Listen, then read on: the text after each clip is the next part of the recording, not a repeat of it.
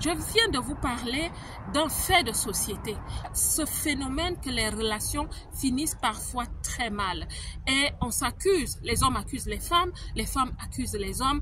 Mais dans la vie, en ce qui concerne les relations, tout commence par la première rencontre. Et l'endroit où on rencontre les gens dans la vie est très déterminant de la dynamique que va prendre la relation, du positionnement de cette relation, de la continuité de cette relation et peut-être de la fin. Bonjour la belle diaspora, bonjour tout le monde. J'espère que vous portez bien. Si vous êtes nouveau ici, soyez les bienvenus. Je vous accueille à cœur ouvert et à bras ouverts. Et comme vous voyez, nous sommes en plein air où j'ai décidé de vous faire cette vidéo parce qu'il fait tellement beau. Nous allons parler de quelques endroits où je vous conseille de considérer de dire oui à un homme qui vous approche pour une relation sérieuse. Restez jusqu'à la fin parce que je vous parlerai aussi de quelques endroits où il ne serait pas intelligent de considérer de dire oui à un homme qui vous approche. Le tout premier endroit auquel j'ai pensé, c'est au travail.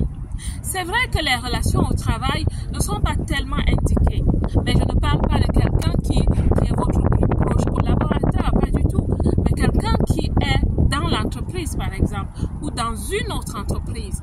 Ici, je parle du mindset d'un professionnel, d'une personne qui travaille et qui apporte de la valeur quelque part. L'avantage, c'est que c'est quelqu'un qui a une visée dans la vie. Il sait où il va, il a un cadre de vie, un cadre professionnel. On présume donc que c'est quelqu'un de très bien. Le deuxième endroit où je vous conseille de considérer de dire oui à un homme dans la diaspora, c'est si vous le rencontrez à la chambre de commerce. Quand on parle de chambre de commerce, on parle d'entrepreneuriat, on parle d'investissement. Quelqu'un qui regarde la vie vers le long terme.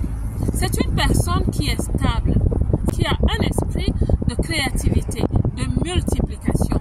Avec ce profil, tu peux aller très loin. Le troisième endroit que je te conseille, c'est un homme que tu rencontres à l'aéroport. Oui, je dis aéroport, parce que les gens qui voyagent ont un état d'esprit ouvert. Est-ce que vous savez que dans la diaspora, vous avez des personnes qui sont plantées dans leur pays comme des arbres? C'est des personnes qui ne sortent jamais, malgré le fait que les frontières soient ouvertes. C'est des personnes qui ne voyagent jamais. Avec ce genre de personnes, vous serez figé au même endroit. Vous n'irez pas très loin, au propre comme au figuré.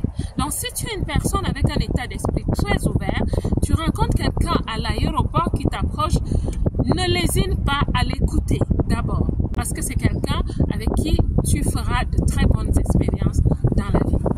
Une personne qui t'aborde aussi à la salle de sport est un bon profil parce que c'est quelqu'un qui s'occupe de lui, qui entretient sa santé, qui le fait aussi pour se garder en forme, comme on dit, qui a forcément un esprit sain, qui souhaite garder dans un corps sain. Un autre endroit aussi qui est bénéfique de rencontrer une bonne personne, c'est la bibliothèque. Tu rencontres un homme à la bibliothèque, bien assis, en train de lire des livres, d'apprendre, d'étudier ou de feuilleter des livres, des magazines. C'est quelqu'un de bien, c'est quelqu'un de posé. Il peut subsister dans un endroit où la vie est stable, où on parle de raisonnement, où on parle d'idées.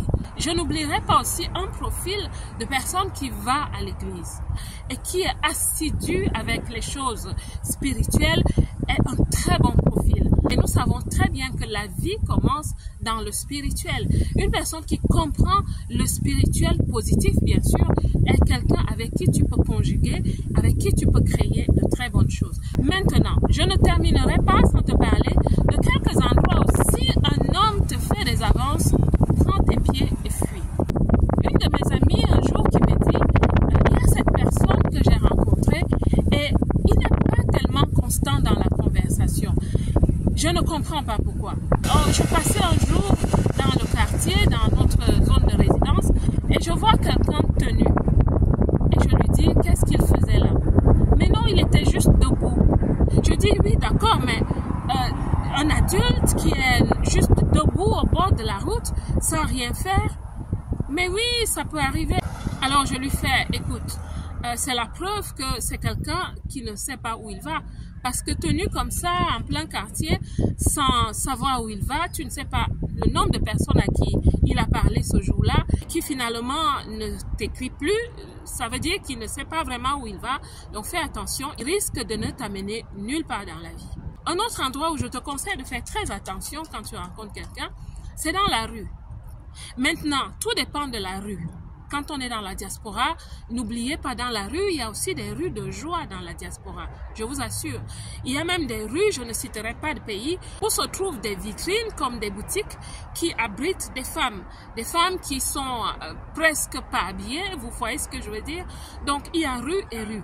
Mais si vous rencontrez quelqu'un dans une rue de quartier, oui, je reviens à des zones de résidence, mais qui fait ses 100 pas, bien habillé, en tenue de sport, il marche un peu, c'est un bon signe, c'est totalement un bon signe. Ça fait du bien de prendre de l'air. Ou alors quelqu'un, disons sur les Champs-Élysées, qui fait ses 100 pas, qui marche, qui a fait des courses, des emplettes, un peu de shopping, et il passe son chemin, mais il s'arrête et te fait un sourire.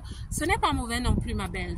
Le troisième endroit où je te déconseille d'accepter une avance ou une proposition quelconque d'un homme dans la diaspora, c'est dans les tournes d'eau. J'aime beaucoup parler de style de vie. Tout dépend maintenant du style de vie que vous souhaitez avoir. Dans la diaspora, il y a des hommes qui vivent leur vie de cette façon. Pour eux, ce n'est pas que les samedis ou les dimanches.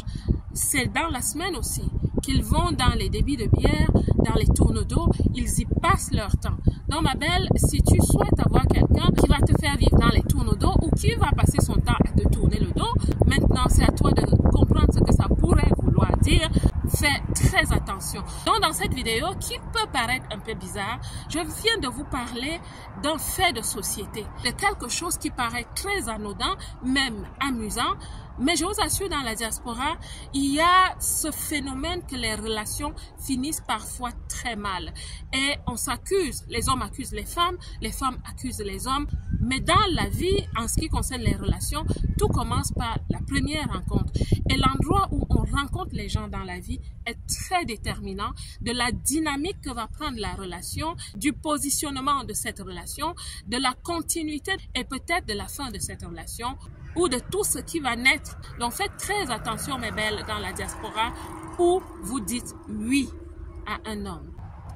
Pour terminer cette vidéo, je vais vous conseiller de nous donner de la force, de liker cette vidéo, de vous abonner si vous n'êtes pas encore abonné, parce que sur cette page, mon humble mission est d'encourager, de booster les femmes dans la diaspora, celles-là qui ont pris la ferme décision de réussir leur vie loin de chez elles.